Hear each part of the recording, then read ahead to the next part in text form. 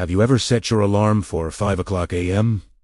With big plans burning inside your chest, convinced that tomorrow would finally be the day everything changed, only to hear that familiar sound, reach out half asleep, hit snooze, and wake up hours later with a heavy sense of guilt hanging over you. That quiet disappointment, that feeling that you failed yourself before the day even began. Maybe you've heard countless times that successful people wake up early. Maybe you tried it once, or twice, or maybe you promised yourself you'd start on Monday, again and again, only to fall back into the same routine, repeating the same excuses in your mind. I'm not a morning person.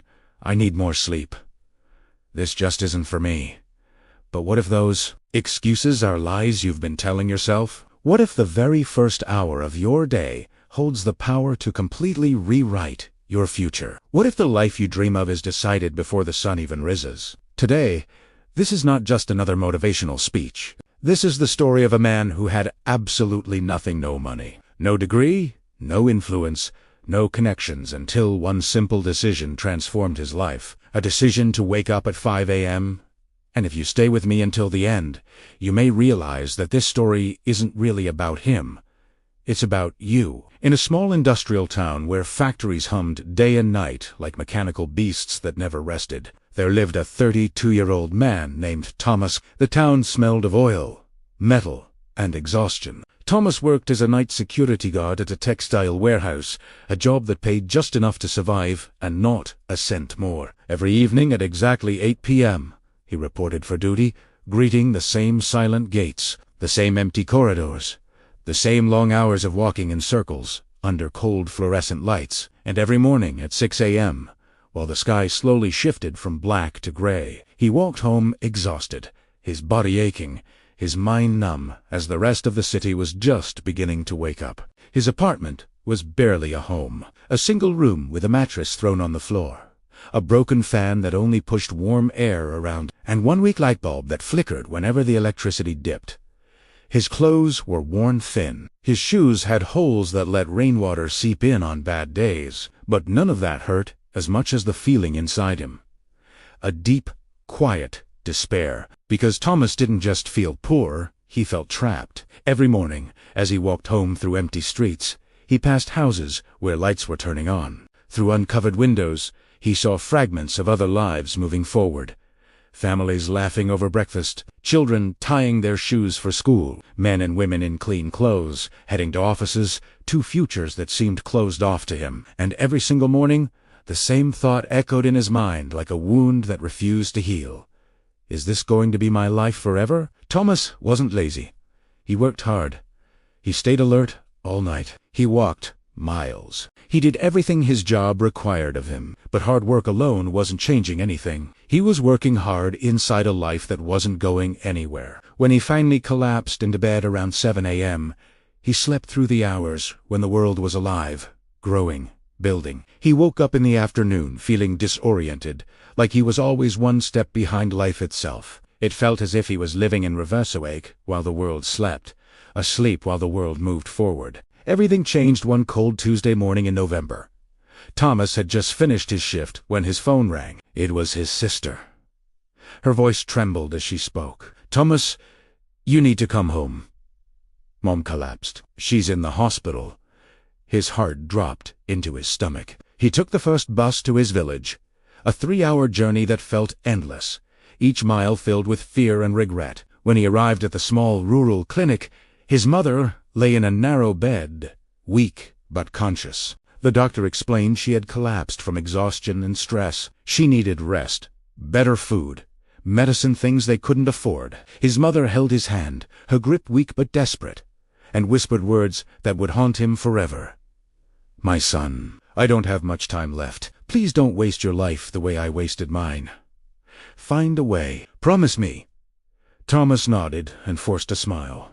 But inside him, something shattered, not with sadness, but with rage. Rage at his helplessness. Rage at the life he had accepted.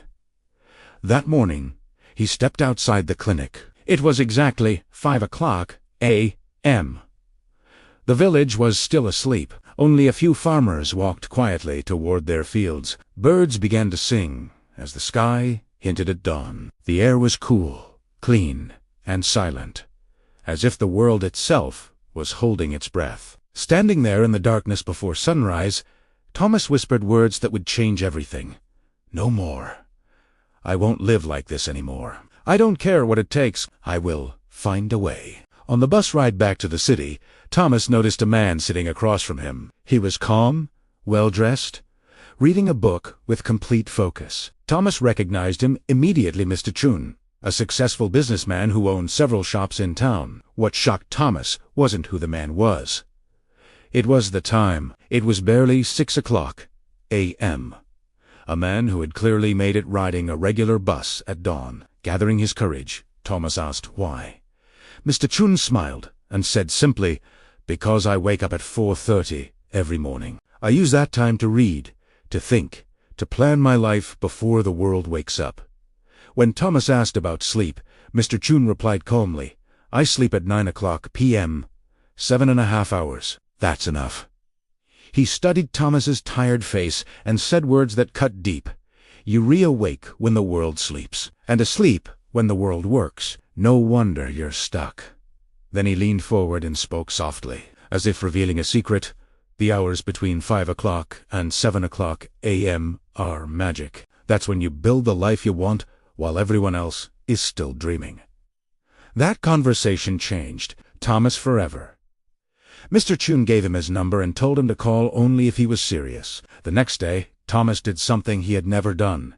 Before he stayed awake during the day, he met Mr. Chun at a small cafe, where Mr. Chun explained that life is like a house. If you never work on the foundation, it will eventually collapse. Those early morning hours, he said, were the foundation. 2 hours a day, 14 hours a week, over 700 hours a year. The equivalent of 3 extra months of life that most people sleep through. The rules were simple but brutal. Wake up at 5 a.m. every day. Sleep by 9 p.m. No excuses. The first weeks would be hell. After 90 days, it would become who he was. And it was hell. The first mornings were agony. Thomas's body begged him to quit. His mind whispered every excuse imaginable. But he remembered his mother's face. He remembered that promise, so he stood up. At 5 a.m., he studied. At 6 a.m., he walked empty streets as the sun rose. Day after day. Around day 20, something changed. He began waking up before the alarm. His body adapted. His mind sharpened. Learning became easier. The mornings became sacred. By the 3rd month, Thomas applied what he learned at work. He created a simple system that improved operations. Management noticed. On day 87, his supervisor called him in and offered him a new position day shift, double the salary. 3 months earlier, Thomas was a hopeless night guard. Now his life had changed because of 2 hours every morning. And that's the message for you. Your life doesn't change someday. It changes the moment you decide. The difference between where you are and where you want to be isn't luck or talent. It's what you do when everyone else is sleeping. So, tonight, set your alarm for 5 a.m. Your future self is waiting on the other side of that alarm clock. The only question is this: will you wake up? If this story moved you, please share it with someone who needs to hear it. Don't forget to subscribe for more stories that can change your life. Thanks for watching.